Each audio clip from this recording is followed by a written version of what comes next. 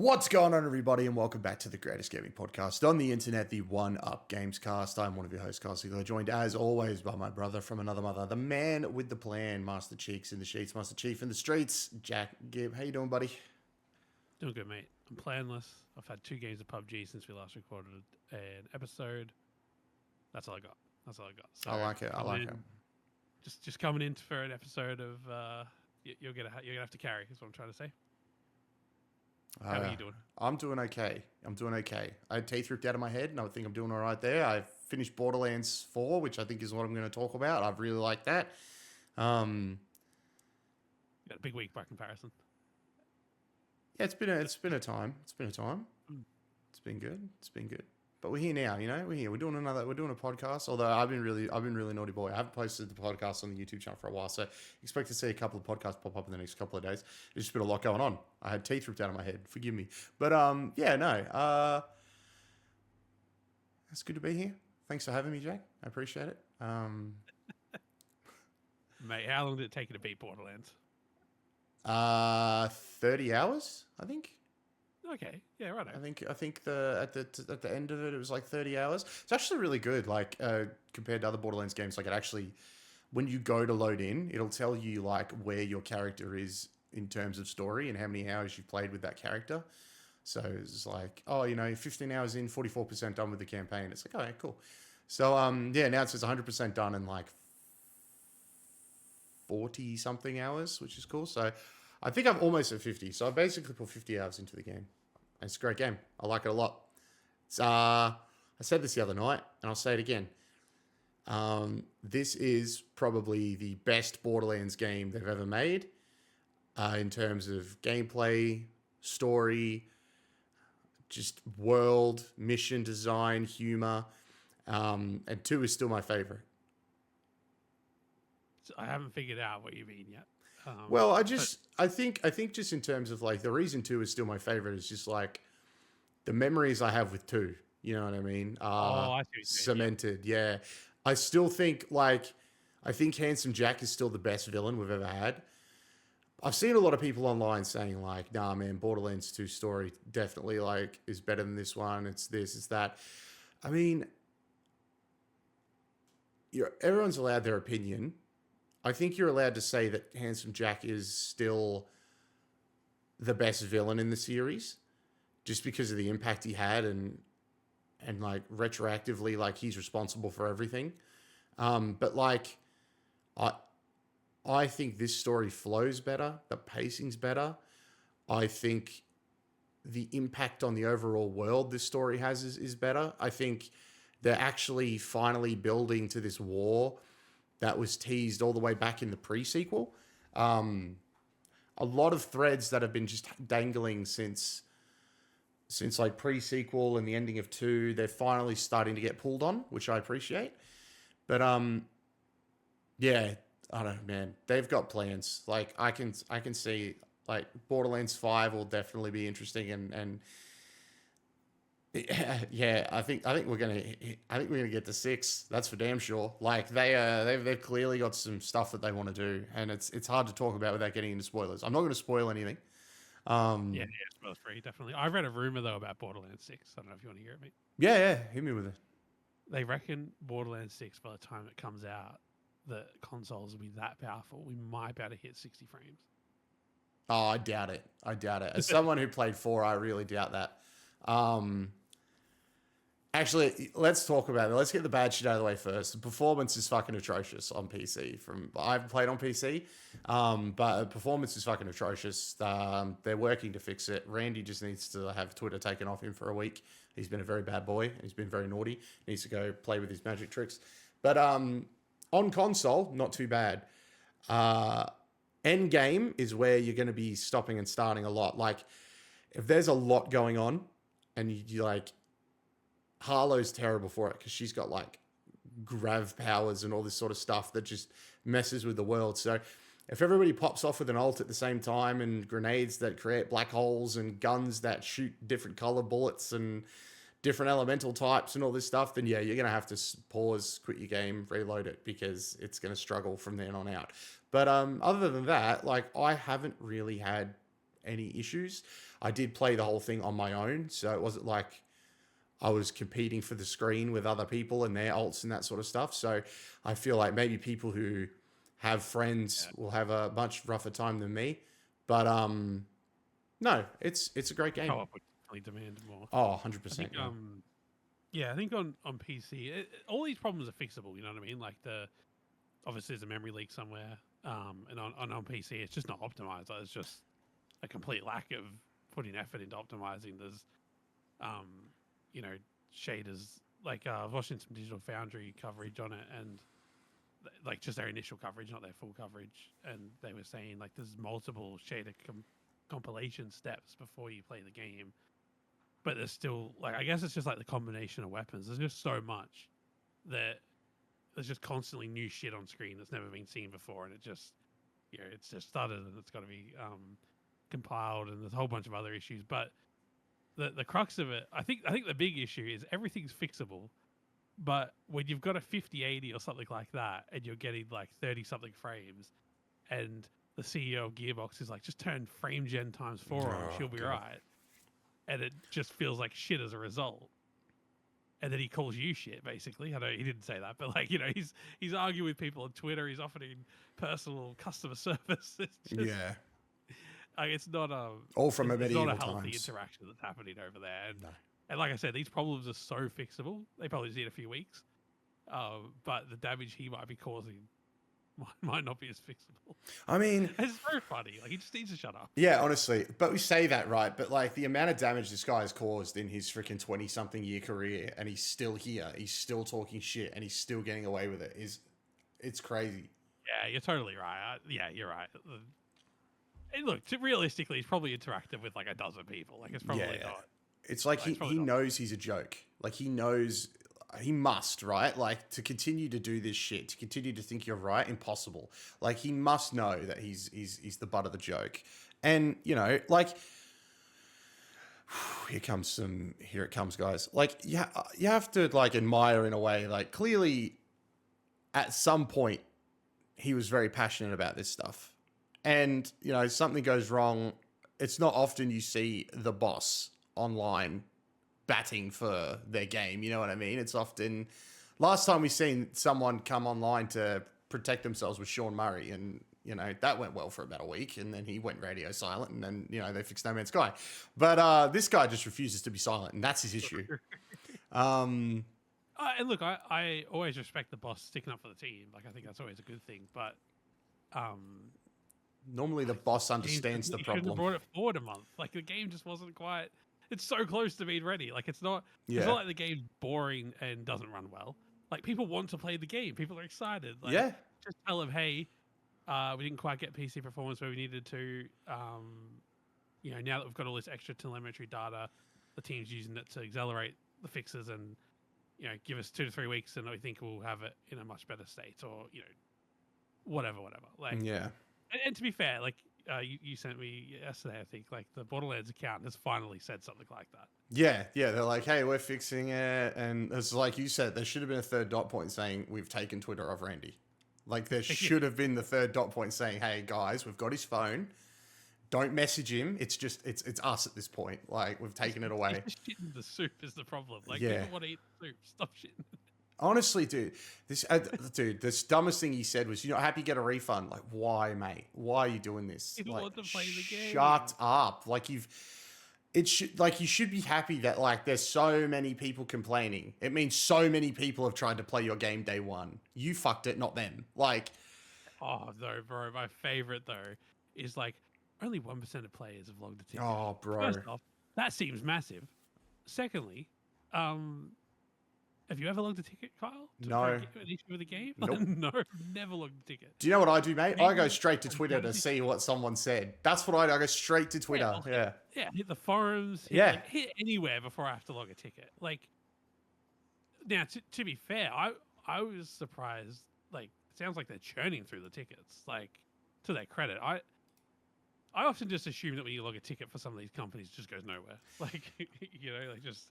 It's just a portal somewhere to keep people happy, but they're probably churning through because they've got, like, an automated thing saying, "We're working on it. We're working on it. We're working on it." he's like, and of those tickets, half of them are for shift account issues. I mean, mate, you're not really selling the shift account. Yeah, no, honestly, that was another issue. Yeah, that like people were trying to put in their codes for the so when the game was being like this is before launch, a lot of the shift issues were happening because they had a Twitch drop and people tried to claim that Twitch drop and it wasn't working. And then they said, "Oh, it's a Twitch issue." And Twitch is like, "Well, no, they've got the codes, they've gone to the shift website and that's what's not working." Like that's not us. They're like, "Oh, okay, we'll look into it." It's been a fucking shitstorm. But what like, but I just like it's just like I guess I'm getting twisted because it's just like people are so excited for this game. Like you just had to say, "Shit, our bad. We'll make this up to you," and we'll obviously give out some gold shift keys once we get the performance up to scratch. You know what I mean? Like, sweet. Yeah, happy people who play fucking Borderlands would be if you said, "Hey, there's 20 shift keys in it for you at the end. If you stick around." They'd be stoked. They'd be so happy. Yeah, honestly, yeah. It'd be just problem solved. But no, we're gonna go on Twitter and explain why frame gen is really good. Like, oh well, and like people like comparing this, like they're like, hey, Battlefield 6 runs really well without any AI upscaling, and people would send screenshots to him, be like, and it clearly looks better, and he'd just be like, we're not a competitive FPS. It's like, you're not a competitive FPS, but it's just nice when my FPS feels nice to play. Yeah. But it just runs at 60 frames. Yeah, but it's like, we're not a competitive FPS. Then you don't have an excuse. Yeah. Like, what the fuck do you mean? That's bad. That, like, if you look worse than a competitive FPS with fucking 38 players online running around shooting each other, you've got issues, mate.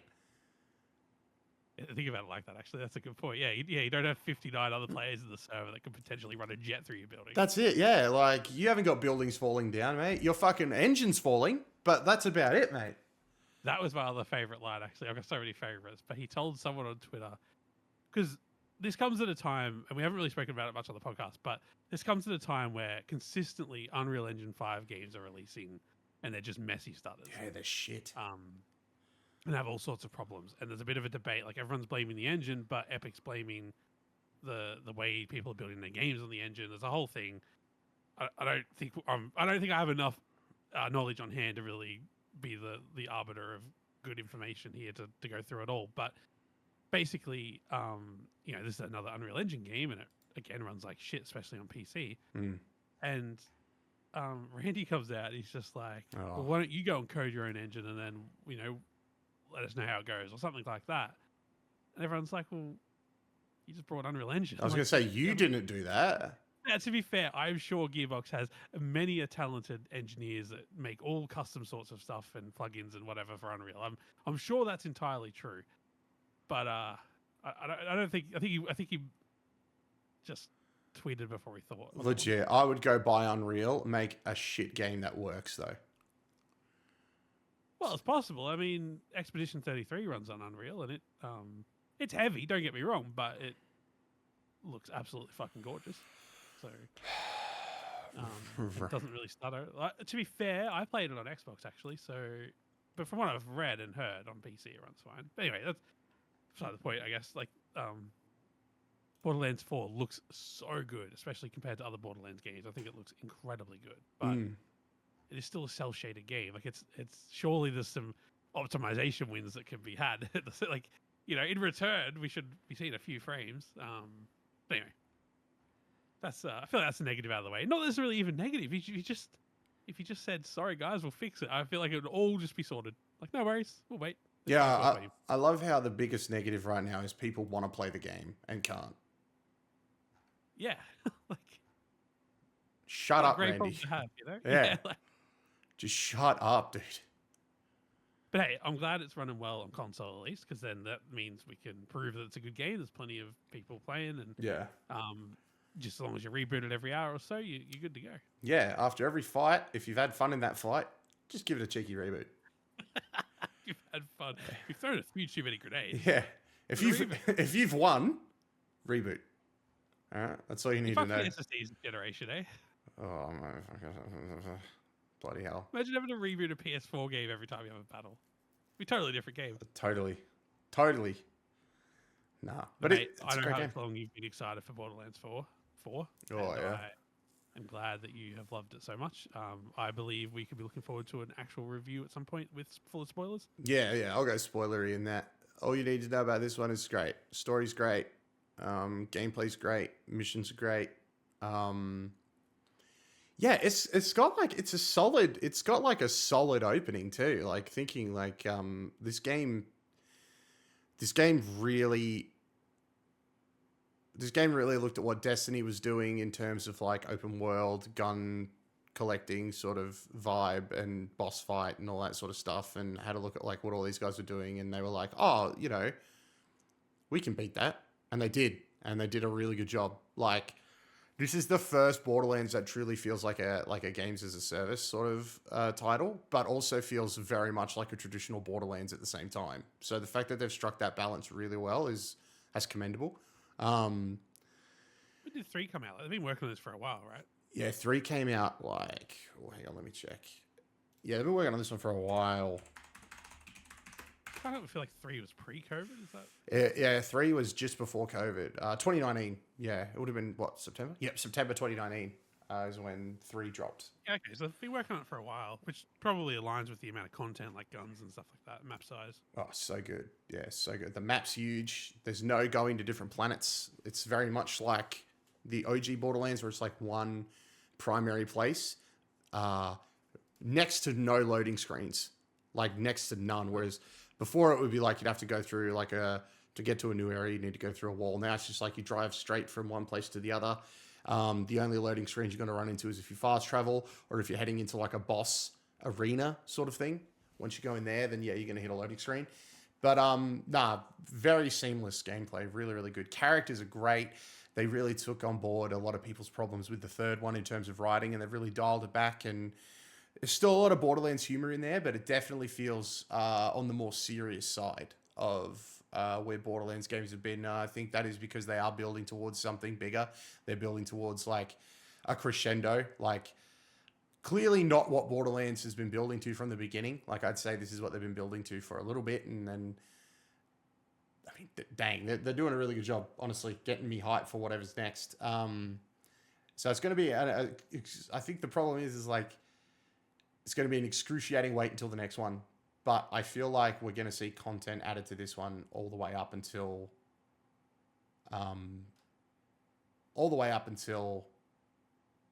whatever Borderlands 5 becomes.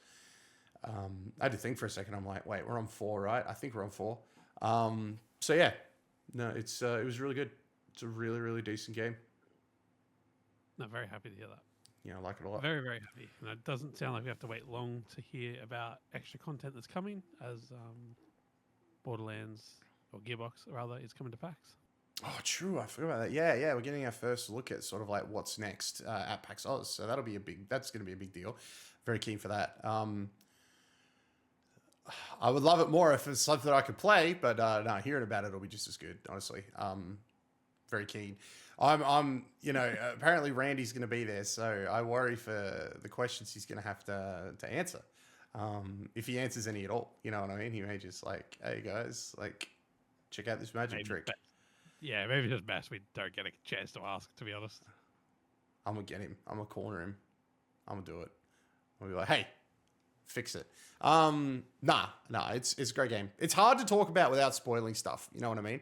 And it's not like even talking about stuff in like side missions and stuff, it's really hard because it's stuff you want people to experience for themselves. So it's just easy to say, best Borderlands we've got so far. Everything feels good. Guns are great. Mechanics are really good. We've got a bike now that we can call anywhere. Like, catch a rides are gone. Like, it's just everyone has their own vehicle, which is cool. Great game. Wonderful game. Thank you for sharing. Thank you for listening, mate. What was the other thing we want to talk about in this episode? I want to talk quickly about how the Sonic CrossWorlds game continues to leak everything. And I love it. So you probably remember a couple of weeks ago on the podcast, we spoke about how the pre-order, the cover, like the case that people can walk up to and have a look at it. You know how like when you go to like EB or you go to something like GameStop or that, and they've got like a case where it's basically like a mock-up and it's like, yeah, here's what's about the game. Go pre-order it. Well, the one from a few weeks ago had the a character that was unannounced. It was Knights from a very old game that most people playing games today probably never played. Well, now copies are in the wild. Like, that shouldn't be in the wild yet, but they're in the wild. And opening up said copies in the wild confirmed the final collaboration for this game. So, mate, in no particular order, but I will be leaving the one that we don't know about till last because, you know, I'm good at my job. It looks like the worlds coming to CrossWorlds are Minecraft, which we know about, which is very cool. SpongeBob, which we knew about, which I don't like. We got Pac-Man coming, which is very cool. We have Teenage Mutant Ninja Turtles, the Mutant Mayhem Turtles, specifically. We have Avatar, The Last Airbender, will be coming. Oh, nice. Yeah. And then Knights is one of the bonus races, not a world. But the final big collaboration coming to this game, and great for me, is Mega Man. And it's the OG Mega Man logo. So it's like, oh, we're going to get a little blue bomber probably. But yeah. Yeah, cool. This game's so good. This game's really good at leaky stuff. I can't lie. Like, they're really, really good at it. I don't... You know what it needs? It needs the Warthog run or something as well.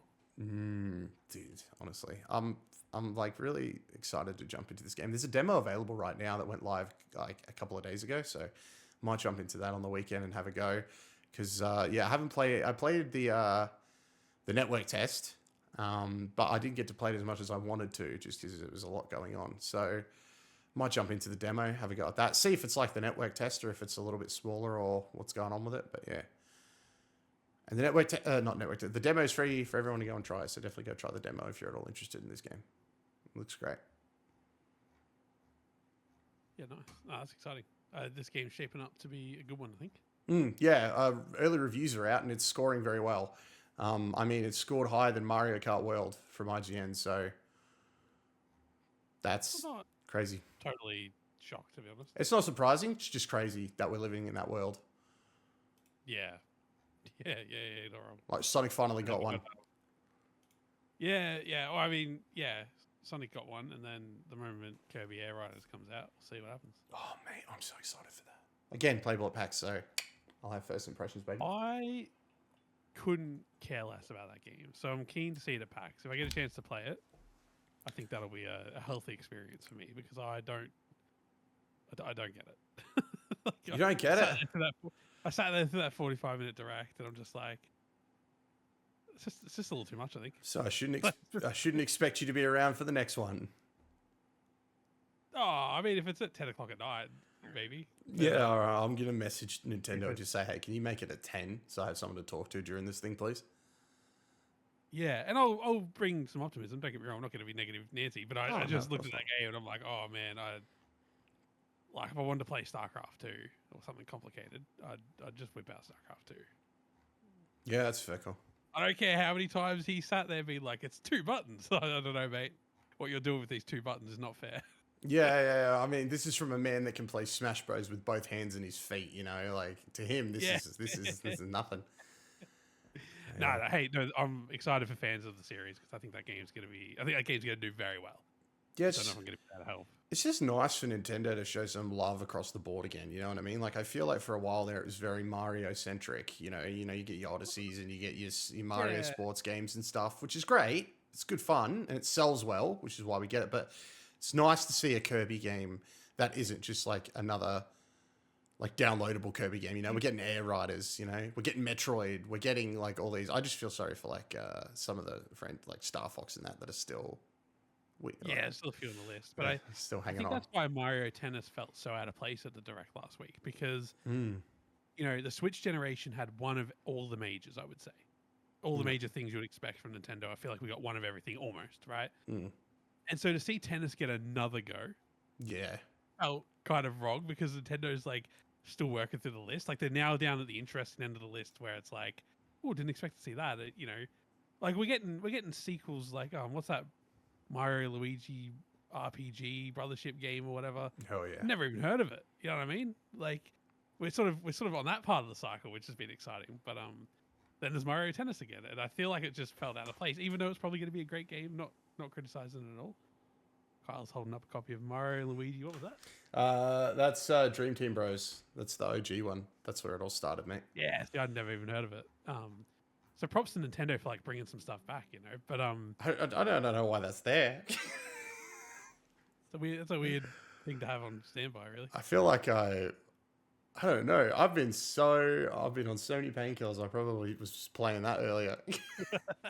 Didn't even realize. Great game. No doubt. Great game. Anyway, that's where we're at. I feel like it's been a slow news week. It has been, but also like thank God, because like we're about to move into TGS. We've just had Gamescom and all that stuff. So it's like it's nice to have a little bit of slowdown before next year's going to be hectic. But yeah, it's nice to have a little bit of slowdown before, you know, we're going hammer and tong with like pack stuff and all that sort of stuff. So it's nice to have a little bit of a ease in. But no, yeah, like it's good. It's good. Games are good right now. It's very lovely. I'm very happy that they're good. Borderlands was good, and I think I got like I'm like I want to like polish off Borderlands, like get the platinum and then move on, because I've still got the plat for 2 and that, but it requires me versing the Invincibles, and it's like, do I really want to grind that much to get to that point? I will. Don't get me wrong, I will. But we've still got us to all eventually catch up on Borderlands and want to play it, so there will be time. It's true, yeah. Like there's just I definitely want to play CrossWorlds. I'll be very excited for that. What else is? But I think Expedition 33 is like it's been long enough. I need to definitely jump into that one. Yeah, it's definitely time. And then I've probably forgotten more about that game. I probably should play it again as well. Yeah, my guy. But what's crazy is Delta Force dropped a teaser today for their next collaboration. No, delete it. Delete the video. Delete your memory. Expedition's next, mate. I think it's Metal Gear. Oh. Yeah.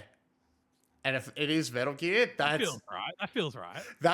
That's crazy. I'm so excited if it turns out to be Metal Gear. Because it's literally, I'll send the image to you after the podcast, but it's literally just like a soldier looking into a cardboard box. And it's like, what else could this possibly be? You know what I mean? What else could this possibly be? Unless it's like a Toy Story collaboration when that crossed the road under a cardboard box that one time. I'd still play the shit out of it for that. That'd be dope. Imagine playing Delta Force and then Buzz Lightyear comes through and just blows your brains out and keeps running. That'd be great. Yeah. Yeah. Yeah, it would. Yeah. That would get me back. That would get you back? Oh shit. Yeah. I like that. All right, I'm gonna send emails. Like, hey, we need this. Do you want Jack back? Yes, we do. All right, we'll make this happen. No. Should have a lot to talk about in the next couple of weeks with TTS and everything happening, so that'll be good. I think the last thing I wanted to just like touch on before we leave, because this is probably what we're going to be talking about next week if it happens, is there is the rumor of a state of play or PlayStation Showcase happening next week, and the list of rumored games that are going to be there are pretty substantial. I hope they call it a showcase, but I don't think they will. I think they're going to call it a state of play so they can make people think state of plays are bigger than they actually are. But, yeah. Oh, man. Wolverine is rumored to be there. You've got Saros is rumored to be there.